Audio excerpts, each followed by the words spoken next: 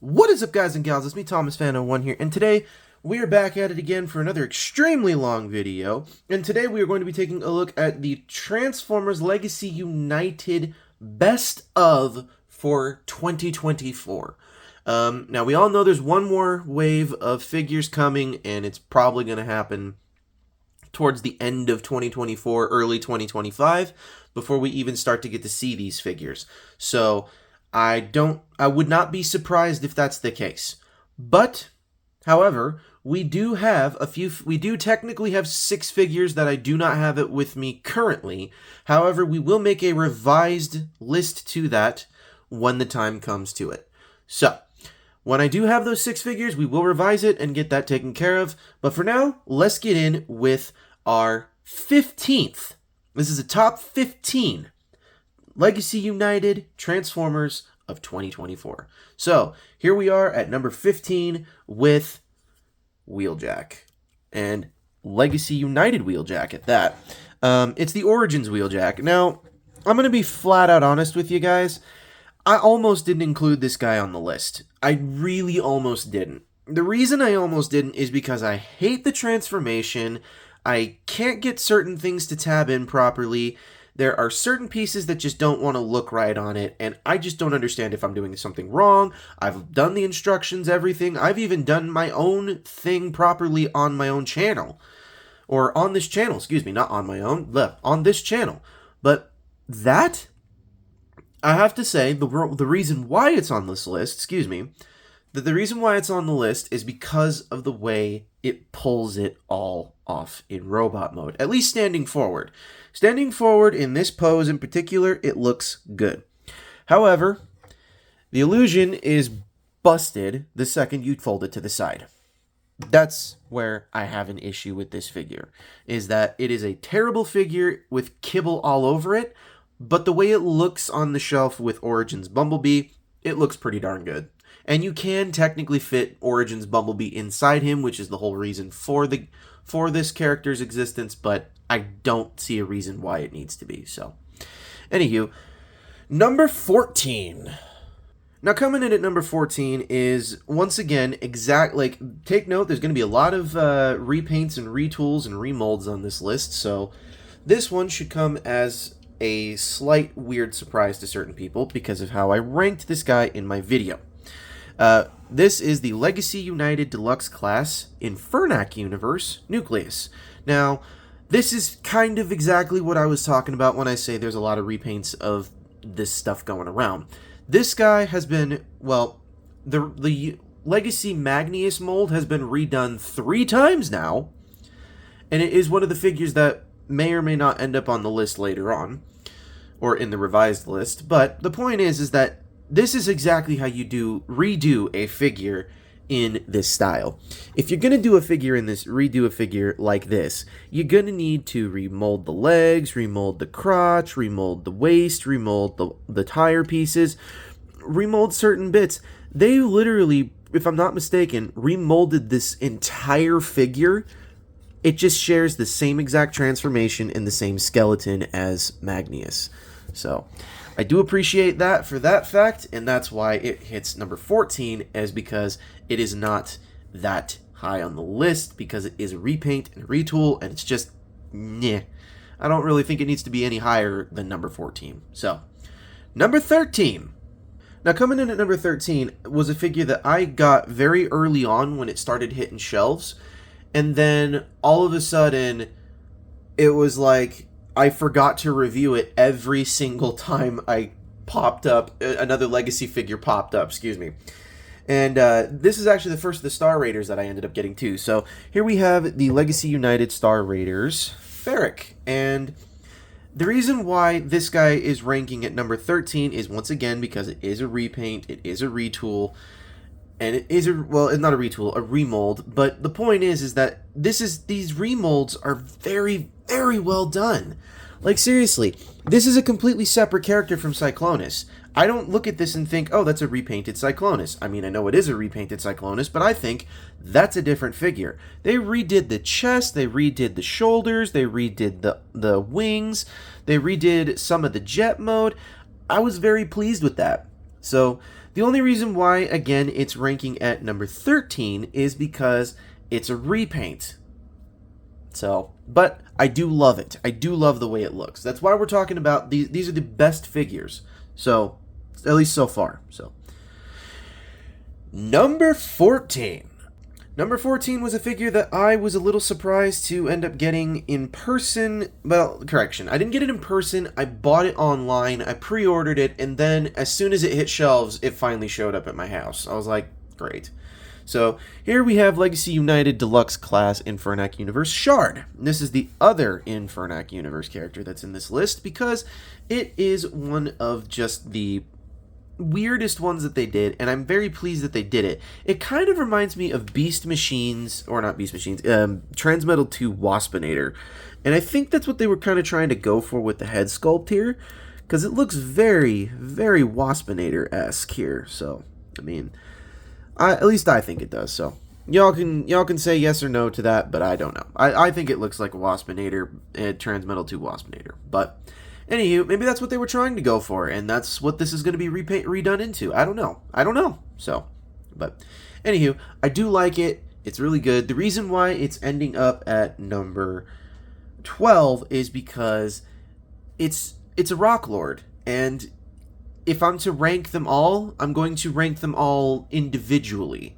But as a separate figure, that's where this thing shines, because the molding on this guy is phenomenal, and the skeleton is amazing. I just think they could use I think they need to make another Rock Lord, but they need to make, or Infernac Universe character, but they need to redo it out of this mold. So I would be very pleased if they did. So yeah.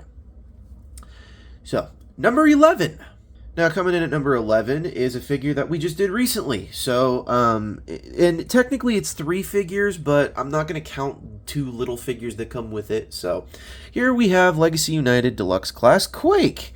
And I think Quake is one of those characters that's just like, you either love it or you hate it. And the transformation with this character is just wonderful. It's wonderful. And on top of that, they decided to even bother giving him his Target Masters. They could have easily thrown these two in a 2-pack, and people would have bought them like crazy. And they could have just given him two separate guns, and it would have worked out just fine. And everybody would have probably looked at it and gone, okay, alright, whatever, gotta buy him as a core class, or gotta buy him as a 2-pack, something of that nature. But they didn't. They chose to make this guy a natural deluxe with his Target Masters. So that's why he ranks in at number 11. So number 10. Now, coming in at number 10 is a character that I can tell you exactly where I was when I found it, and I can tell you exactly how much I paid for it in total. And that's one of the reasons why it's ranking up a little higher on this list at number 10, is because of that. So, here we have Legacy United Leader Class Sandstorm. Now, he doesn't look like he's a Leader Class, but he is a Leader Class. He came in Leader Class packaging.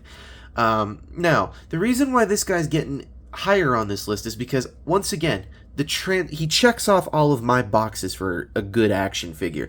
The transformation isn't terrible. The color looks good. The articulation's really good.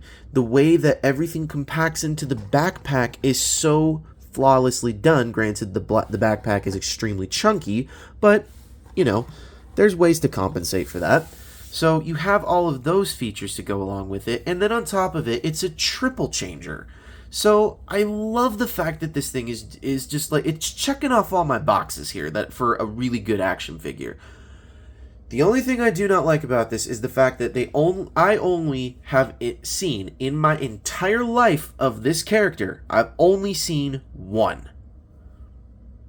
That's my issue with this character, is they did such a short release of this guy, which is also why I love this guy, because they did such a short release of him. So I do love that and appreciate that about this guy. So anywho, that's why he ranks in at number 10, is he checks off all of my boxes for good figure, and it's amazing for it. So anywho, number 9. Now, coming in at number 9, we have something that I was not expecting to see at all, because I thought the animated Prowl was the last we were going to see of animated. And don't worry, we have 2 more animated figures, or 2, technically 3 more animated figures on this list. But we do have at number 9, Legacy United Deluxe Animated Bumblebee. And I just love this dude. Oh, I can just feel him screaming at Blur. I'm gonna get you, you blue racer! The whole thing. I can just hear it. And the fact that they even bothered to give him his turbo boosters, and they gave us his stingers. His stingers. It blew me away. So, and you can totally attach the stingers separately onto his hands, and you can also do, like, it checked off all of my boxes for, is it animation accurate? Is it perfectly proportionate? Well, maybe not perfectly, but is it proportionate?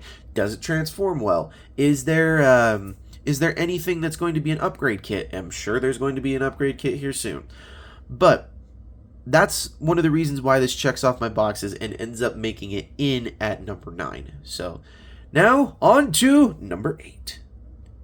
Now, coming in at number 8, we have a figure that, once again, I was very, very happy to see show up once again in the Beast Wars 2 universe, in the Legacy United way, because, you know, this character is one of those characters that, if you have Optimus Prime, you have to have Bumblebee. And if you have Optimus Primal, you have to have Cheetor. And it's like if you have Megatron, you have to have Starscream. So, if you have Leo Convoy, you have to have Tasmania Kid. And this was one of those characters that I was like, yes, you have to release this guy.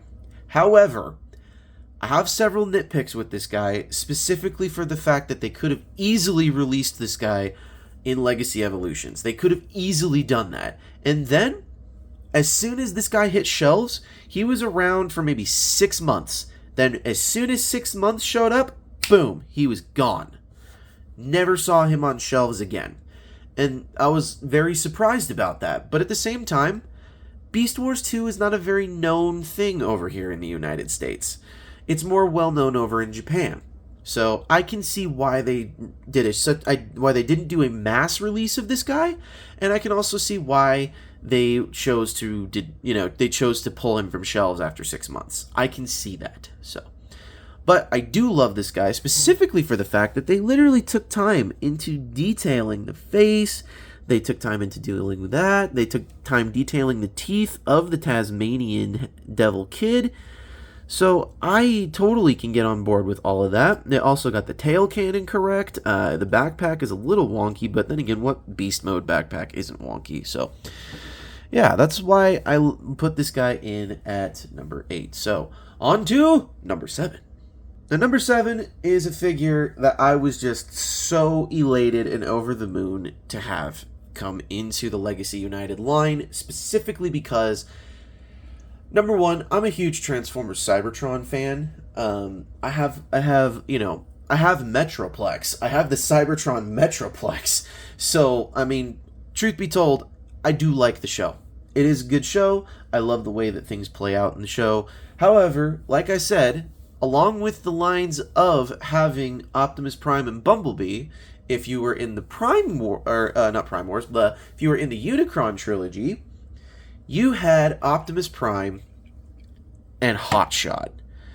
Now, there have been several Hotshot figures that have come out, but this one is the one that I was waiting for. Now, back in 2019, 20, 21, right around that COVID, stay inside, don't do anything kind of thing, wash your hands, go out with a mask if you're going to go out anywhere. If you have to work, you have to have a work ordinance kind of thing. They released a figure that was supposed to pass off for Cybertron Hotshot, and I was severely disappointed in that. Severely disappointed. And when I say severely disappointed, I can't even tell you how bad of a figure that was. That figure was a repaint of Siege Hound. You could not pass that off for a Cybertron Hotshot at all. However, when people were like, "Hey, we want a new Hotshot, or we want the Hotshot back," they were like, "Okay, well, we did Armada. We could do. They can't really do Energon. I mean, I suppose they could if they really wanted to try, but they're like, okay, well, we've got a lot of Cybertron figures that we've got coming out. Why don't we just redo Cybertron? So they redid this character, and I think they did such a damn good job. And I also like the fact that they learned from their mistake with Legacy Override. They actually gave all of them a place for. Sorry, I just realized his backpack is mistransformed, but they gave them slots and they gave them Cyberplanet keys, and this is the Velocitron Cyberplanet key. Excuse me. So they did give him the Velocitron Cyberplanet key and a spot for it to go, which was right around where the original figures was, and I can't complain. This thing literally checked off everything again in my book. I can't complain about this. The transformation was wonderful. The mold is amazing. The way that it looks on my shelf is amazing. It just was amazing. So, I can't complain. So now that we are done with this figure, let's get into number 6. Now, number 6 is a character that I debated on pre-ordering, and I debated on ordering online after my pre-order didn't show up. Because some package thief stole my gears, because that's what the next figure is. They stole my Legacy United gears. I ordered it, and the package was stolen, and then I was like, great, I can't get my money back now. So then they were like, all right, well, there's nothing we can really do but tell you to go to the store. So I was like, great. I go to the store, lo and behold, this guy was sitting right there. And I was like, I have been waiting for so freaking long to get you. I don't even care that I'm paying another extra $25 to $26 for you. So, this guy was definitely quite nice. They did do a repaint of this guy in the GoBots manner. They repainted him as Littlefoot, or Smallfoot. Smallfoot, yeah, Smallfoot. Excuse me. To which, I think that was a good call on their part, but apparently he doesn't look anything like Littlefoot, and apparently all of the GoBot figures that we reviewed in that 3-pack don't look like their characters. However, this guy looks exactly the way I expected him to. So I do appreciate the engineering on this guy. His transformation is not bad. It's actually quite nice and easy and simple. It's very fluent. It's very easy, and he fits in very well with the other mini-bots that came out in Deluxe Class. So I can't complain on that front. So I gotta say, this guy definitely gets a very, very good thing, good vibes from me. He gets good vibes from me, period. So, anywho, now we are down to the bottom 5. So here we are with number 5. Now, number 5 could be classified as an animated figure, or it could be classified as a deep roast on the Transformers fans. And I say roast because this figure is a little bit of a weird one. So, here we have Legacy United Star Raiders Lockdown. Now, before anybody says anything about this character, and before they jump to conclusions as to why I'm placing it here, the reason why it's going here, and the reason why it's at the bottom 5, at the bottom 5th slot, is because I still don't know whether I want to call this animated, or whether I want to call it Hunt for the Decepticons. And if you guys remember what Hunt for the Decepticons was, that was the secondary line to the Revenge of the Fallen movie toy line, where they had this entire internet series that they did, and where Ironhide fought Lockdown and Ratchet fought Lockdown. I can't remember how he was defeated completely, but I remember there were like 7 or 8 episodes. I think you can still go watch them now on YouTube. I'm not 100% certain on that. But they used the toy models for the animation models, and this guy's animation model, they did not base the toy. They based the toy off the animation model. They didn't they didn't do it the other way around. So that was one of the weird things that I was like, okay, what version of this character is this? So I leave this one as a big question mark. However, in my personal mind, I call this guy animated because that's where he originated from, was animated.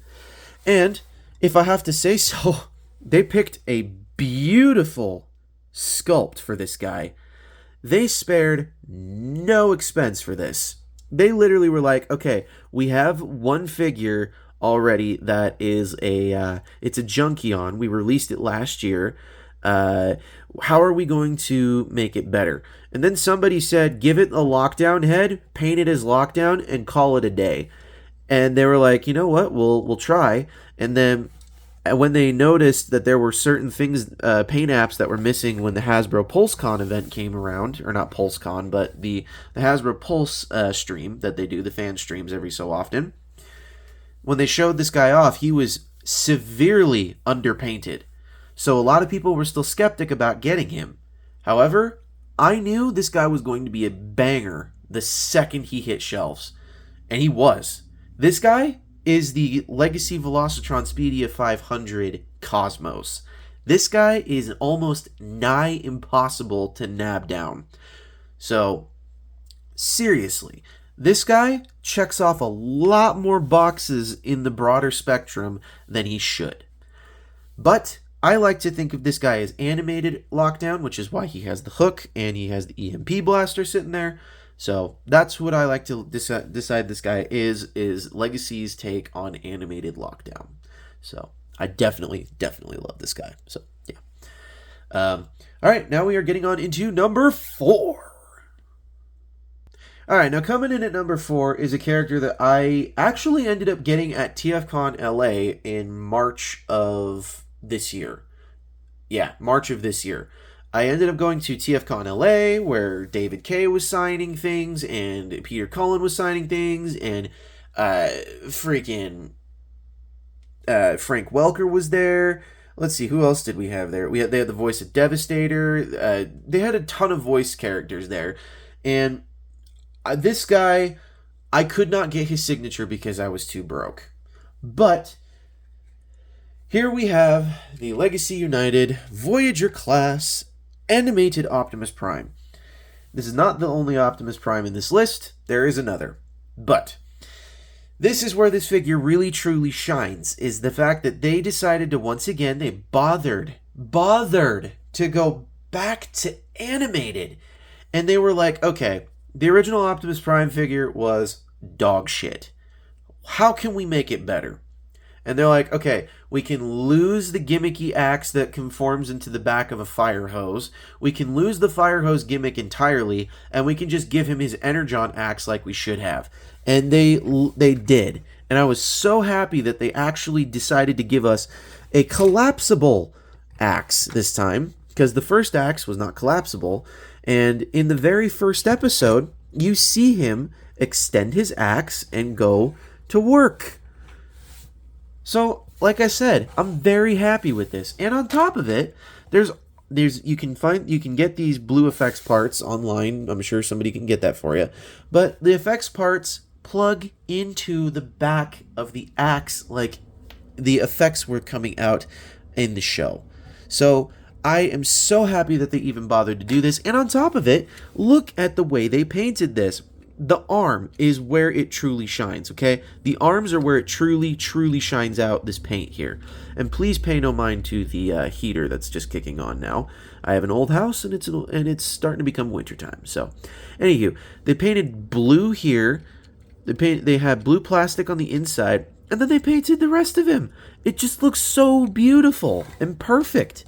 So, that's why this guy takes the spot at number 4. However, you guys might be a little bit angry about the one about number 2, but I will explain why. So, anywho, let's get in on to number 3. We're getting on to the third one. We're getting down to the wire now. Now, coming in at number 3 was a character that kind of blindsided me once again in the later years. Like this, you can actually go and find this figure right now, but I managed to get this guy pretty early on. And I could not have been happier with the mold that they chose for him. I ended up thinking about it a little bit, and I had to give them some credit, but also I can't give Hasbro credit for a lot of this. So, anywho, This figure I am talking about is the Legacy United Voyager class Vector Prime. Now, I'm very pleased with the mold that they chose for this. It was the Legacy G-Axis mold. And the Legacy G-Axis, I actually know a place where I can go and buy one right now. But I'm very pleased with this figure. They literally took that G-Axis mold and they retooled almost everything. And when I say almost everything, I literally mean almost everything. The chest is different. The backpack is completely different. The way that things are carried, the shoulder pads are different. The crotch is different. The whole thing is almost different until you look down at the legs. And then you're like, okay, now I see where Hasbro got cheap. And this is where I'm not happy with. They could have easily shaved this off and or put a little plastic cover in the molding process and decided to just let that go and just decided to keep this little thing here. So, I know there was a lot of people who were like, is my Vector Prime broken? Did it come broken out of the box because it's missing pieces? And Hasbro was like, no, that's exactly how we intended it to be. So, but I love this because it's also one of those figures that nobody could get a hold of as well. Like, for example, when I say nobody could get a hold of, the original Cybertron Vector Prime, you could not get a hold of that guy for a while because of how rare he was and how hard of a time it was to get a hold of this character. Nowadays, you can find him, but you're not going to find the whole Vector Prime. You might find him missing the wings. You might find him missing the sword. Not this version of Vector Prime, the original toy. But they stayed pretty darn animation accurate with this toy, and I'm very pleased that they did. And it just looks so amazing. Not to mention, they also gave him a Cyberplanet key as well. And this planet key, if I'm not mistaken, is the time key, I think. I don't know 100%, but... Oh, hold on here. Sorry. Someone tell me what type of Cybertronian planet key this is down below. I'm still in the middle of watching Cybertron. I'm sure I'll watch the one where he uses this at some point. But, anywho, so... my reasonings for this guy of loving it, once again, it checks off all of the boxes for everything that I look for in a figure that is trying to be, like in a repaint that is trying to be something else, and they did it fantastic and beautifully. So, now we are on to number 2. Now, number 2, I was roaming around rural Washington State area in Washington State, and I just could not pass this dude up because this was the only one that was sitting there. And on top of it, if you're gonna redo a figure, this is kind of how you redo it as well. Now, the reason why this guy's getting this spot here and is ahead of Animated Prime is because, once again, I love this color scheme a whole heck of a lot more, and it's also another deep cut on the Transformers fandom. And I am talking about the Legacy United Animated Universe Motormaster. Now, Motormaster did not show up in Transformers Animated. He was planned to show up in Transformers Animated for Season 4, and as were the Stunticons. They were going to form Menasor, they were going to do Devastator. They had massive plans for Animated in Season 4. So, I would have not been surprised if this guy had shown up there at all. So, the reason why I am putting this guy above Optimus Prime is because this guy was once again a character that never showed up in Animated. It was a character that never showed up in Animated. This is a San Diego Comic-Con exclusive on a technical note, because San Diego Comic-Con had done an entire line of the Stunticons. And this guy was one of them. So you couldn't get him unless you bought that pack, or you bought him separately online for a ridiculous price. So those were the only ways you could get this character until Legacy United came around. And then they were like, okay, what else can we do with this Optimus Prime mold?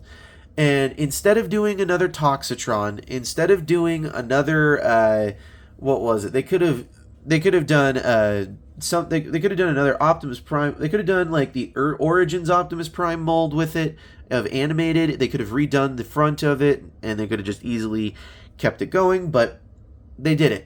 They chose to do Motormaster. I seriously thought this was the funniest shit ever when it was announced. I thought it was funnier than hell. Because think about this for a second here. Nobody was expecting another Motormaster so soon. Nobody was expecting a Motormaster again. And then all of a sudden, Hasbro's like, let's just release this. And then they're like, okay, I can't complain on that front. This is the goofiest thing ever. So, and not to mention, they did a pretty decent job. My one massive nitpick about this guy is the fact that there is not a ton of paint on this guy. However, you can't say no to that stash. You just can't. So, but I do love this, and it's given me massive Hulk Hogan vibes, which is kind of the reason why it's up at number 2, is because Optimus Prime gave me wimpy teenager trying to take over the leader vibes. This guy just gives me, let me tell you something, brother. I'm going to do this for you, and we're going to get into that ring, and we're going to go work out. That whole thing.